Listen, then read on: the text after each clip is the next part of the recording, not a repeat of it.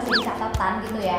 Apakah Sufor itu boleh dibeli dengan bebas? Tidak ya. Jadi sebetulnya walaupun Sufor itu ada dimanapun gitu ya, bisa kita jangkau dengan mudah, tapi tetap mami-mami.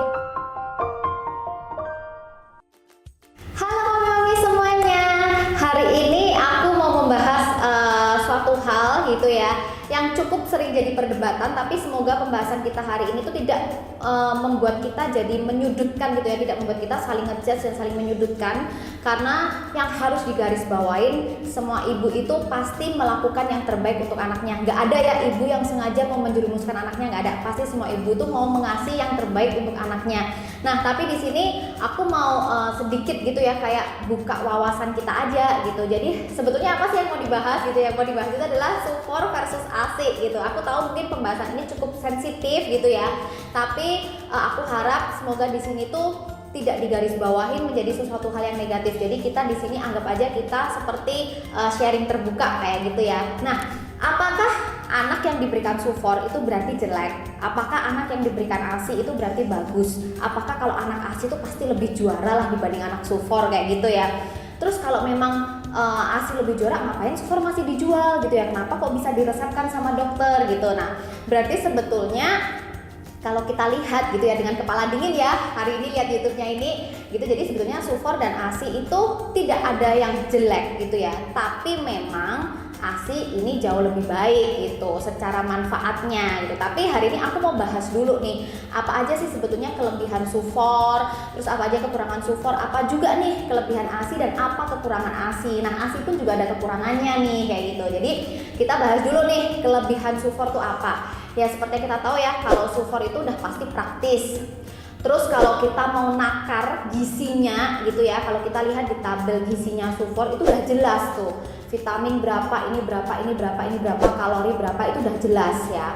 Dan otomatis kalau ketika kita mau kasih minum ke anak, itu juga kita udah mungkin terasa lebih, kita apalagi yang mungkin fokusnya gitu ya, kan banyak ya kalau mama-mama di sini yang ingin ngejar berat badan anak, biasanya sama dokter itu juga diresepkan Sufor yang tinggi kalori seperti itu ya. Jadi mungkin dengan pemberian Sufor itu kita juga bisa lebih mudah untuk naker, untuk melihat, kita bisa tahu oh, anak aku udah minum segini, begini kayak gitu. Dan juga Sufor itu apakah kalau misal anak yang minum Sufor tuh berarti mamahnya nggak sayang sama anaknya gitu ya, berarti mamahnya tuh nggak ingin berupaya yang terbaik untuk anaknya, tidak gitu ya. Memang ada beberapa ibu-ibu yang mungkin gitu ya tidak dianugerahi ASI yang langsung keluar, atau biasanya tuh ada kondisi medis tertentu yang membuat seorang ibu tuh tidak bisa menyusui anaknya. Nah, jika kondisi seperti itu tentunya kita butuh Sufor untuk diberikan ke anak kita. Jadi jangan langsung dijudge kalau ibu ngasih Sufor anaknya tuh berarti mamanya nggak mau berupaya. Enggak ya, seperti yang aku bilang, setiap ibu pasti mau berupaya yang terbaik untuk anaknya. Nah, dan juga selama ini masih banyak ya sebetulnya kayak paradigma gitu ya, pandangan-pandangan kalau anak dikasih Sufor itu jauh lebih bergizi ya, karena kayak tadi aku bilang Sufor itu kan secara tabel gitu ya, kalau mau dilihat secara kasat mata gitu ya, dilihat dengan mata begini kan jelas ya vitaminnya apa aja, apalagi mungkin sekarang Sufor udah banyak banget juga dikembangkan gitu ya, banyak pilihannya juga untuk anak-anak yang punya alergi, untuk anak yang punya kondisi-kondisi tertentu, Sufor ini juga banyak yang bisa menyesuaikan itu tadi. Nah, tapi selain di sisi kelebihan-kelebihan itu tadi, Sufor itu juga ada kekurangannya. Kekurangannya apa? Yang pertama, biasanya kita tahu ya kalau anak Sufor tuh kebanyakan sembelit gitu. Terus habis gitu yang kedua yaitu tadi, Sufor itu tetap ada kemungkinan besar untuk menyebabkan anak alergi. Jadi apalagi memang sekarang kan ada variannya ya, ada yang nggak bisa susu sapi, bisa ada soya, terus ada lagi yang varian lain yang lebih apa lagi gitu. Tapi aku juga punya salah satu teman aku itu dulunya dia anaknya juga minum Sufor, tapi karena semua Sufor alergi, jadi dia mau nggak mau akhirnya dia benar-benar mati-matian dia tuh kasih ASI, walaupun itu harus ASI dari donor seperti itu. Lalu yang ketiga ya otomatis kalau kita keluar biaya buat Sufor itu udah pasti jadi mehong gitu ya, karena ada duit lebih yang maybe duitnya tuh sebetulnya bisa kita pakai untuk beliin anak mainan, beliin anak baju, atau bisa kita beliin makanan untuk kita, atau kita bisa beliin kayak perlengkapan tuh si kecil. Kita harus spend money lebih, harus menyisihkan uang untuk Sufor gitu. Dan kalau dihitung-hitung mungkin bisa minimal itu di 600.000 kali ya, minimal ya gitu ya. Nah kalian hitung aja tuh kalau 1 tahun udah berapa? Udah 7,2 juta. Lumayan banget ya sebetulnya 7,2 juta tuh kalau misal nih setiap 600.000 kita tabung, kita sisihin buat tabungan anak kita. Sebetulnya di dalam setahun tuh kita udah bisa nabung buat anak kita tuh 7,2 juta gitu. Jadi sebetulnya ya itu kekurangan sufor gitu. Jadi lebih boros di situ. Lalu berikutnya sufor itu kan karena tetap gimana pun dia tuh ada pemanis buatan ya, ada manisnya, ada gulanya gitu ya. Jadi biasanya anak-anak yang minum sufor ini memang kondisi giginya jauh lebih tidak bagus seperti itu. Ada kecenderungan lebih besar untuk menyebabkan gigi anak jadi keropos itu. Dan yang terakhir, di sufor itu nggak ada antibodinya. Walaupun sufor itu dibuat semirip mungkin oleh ASI dengan ASI, tapi kalian perhatiin di label di sufor, di kotak sufor itu selalu ada tulisan makanan terbaik untuk baby itu adalah ASI gitu ya. Tetap ada tulisannya seperti itu. Jadi memang ini kan proses dibuat ya, proses buatan manusia seperti itu. Jadi ya gimana pun dia tidak bisa mempunyai antibodi seperti di ASI. Nah sekarang kita ke ASI nih, kita bahas apa aja sih kekurangan ASI gitu ya. Banyak orang yang mungkin sekarang ini cukup mendewakan ASI gitu ya, tapi sebetulnya ASI itu juga nggak gampang-gampang banget loh. ASI itu juga harus diupayakan gitu ya, nggak semudah kayak kita mau nyusui tinggal tempelin aja, enggak. Jadi ASI itu juga ada kekurangannya. Apa kekurangannya? Yang pertama pasti udah nyeri ya. Mama di sini pasti udah ngerasain lah ya kalau habis lahiran payudaranya penuh, menteng-menteng udah nyeri. Terus habis itu belum nanti kalau dinenen anak putingnya lecet, aduh itu udah sakitnya amit-amit ya. Terus belum kalau sampai radang kayak gitu itu juga udah sakit, bikin panas, nyeri, demam. Terus udah kayak senggol bacok lah, kita mau ngapain aja udah sakit banget. Terus habis itu kita juga harus memperhatikan pola makan. Nah, kenapa aku bilang di sini harus memperhatikan pola makan? Contohnya kayak anak aku tuh ada alergi gitu ya. Jadi bukan karena mentang-mentang ASI itu terus kalian jadi bisa makan segalanya, enggak gitu ya. Justru karena ASI ini kalau anak punya alergi kita harus memperhatikan nih apa sih makanan yang bisa nyebabin anak kita alergi gitu. Jadi kita harus kurangin itu juga.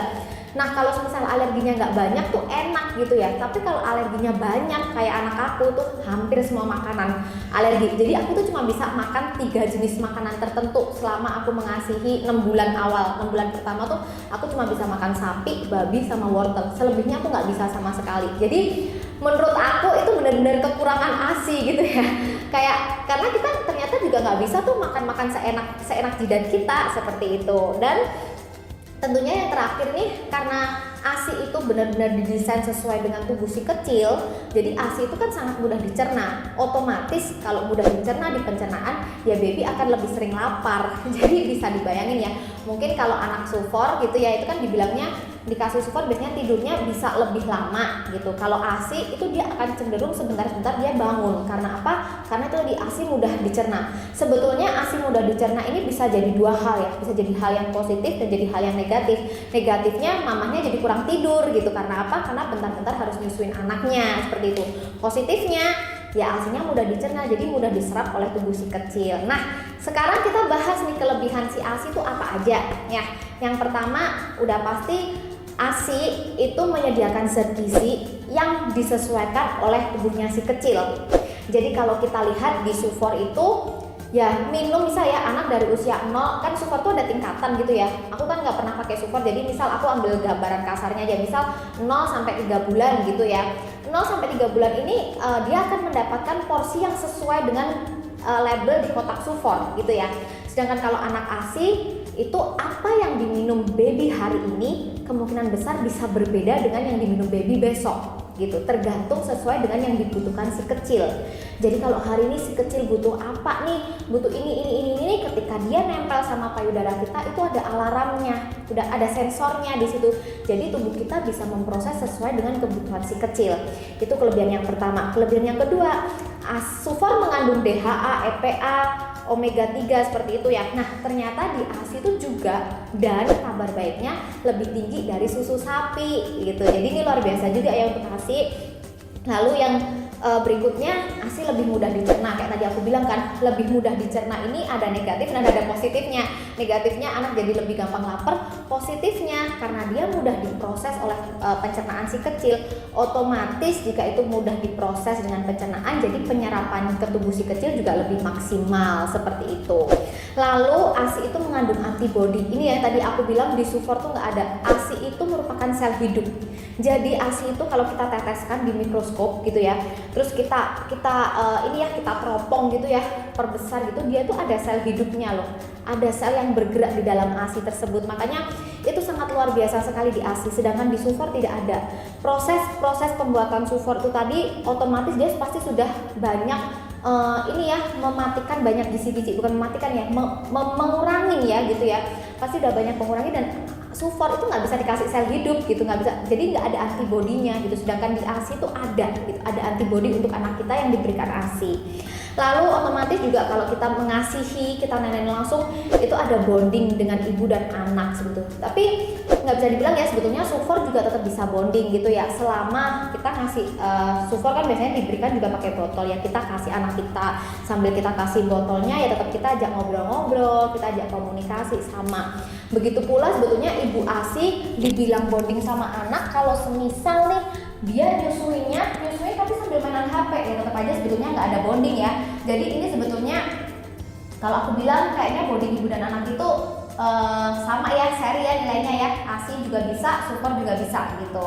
Lalu berikutnya otomatis kalau ASI itu pasti hemat ya, karena kita nggak perlu buang duit lagi, kecuali nih misal mamahnya mau beli ASI booster kali ya, jadi keluar duit juga deh gitu. Tapi sebetulnya kan kita ibu mengasihi itu nggak perlu terlalu bergantung sama ASI booster gitu, karena prinsipnya ASI itu supply by demand. Jadi tetap yang terpenting kita tahu tuh cara kerja ASI gimana. Jadi kan kita bisa ngerti ya, ASI itu akan terus selalu ada kalau semisal dikenyap oleh si kecil. Jadi sebetulnya untuk supaya ASI kita bisa terus ada, ASI kita secara kuantiti itu banyak ya, kita juga harus sering-sering menyusui si kecil gitu. Lalu ASI ini juga sebagai diet gratis gitu ya, karena yang kita tahu kalau kita mengasihi itu kita membakar 500 kalori. 500 kalori itu gede banget ya, itu setara kayak kita tuh jogging 1 jam kali ya, jogging 1 jam kayak gitu tuh 500 kalori loh, gede banget gitu. Dan yang terakhir, ASI ini bisa sebagai KB alami. Nah ini pasti yang disukai para suami gitu ya, karena kita bisa menunda, sebetulnya kita bisa menunda mempunyai anak kedua gitu ya, mempunyai anak berikutnya, bukan anak kedua, anak berikutnya dengan kita menyusui. Karena ketika kita menyusui itu hormon ASI akan menekan hormon suburnya kita selama kita menyusui dengan aktif loh ya gitu ya. Selama kita menyusui dengan aktif, itu hormon ASI itu bisa menekan hormon subur kita. Jadi ASI bisa digunakan sebagai KB alami. Nah itu tadi sebetulnya perbandingan kelebihan dan kekurangan masing-masing ya gitu. Lalu ini yang harus jadi catatan gitu ya, apakah SUFOR itu boleh dibeli dengan bebas? Tidak ya. Jadi sebetulnya walaupun SUFOR itu ada dimanapun gitu ya, bisa kita jangkau dengan mudah, tapi tetap mami-mami tolong perhatiin kalau mau memberikan SUFOR ke anak kita itu harus atas resep dokter, jangan sembarangan.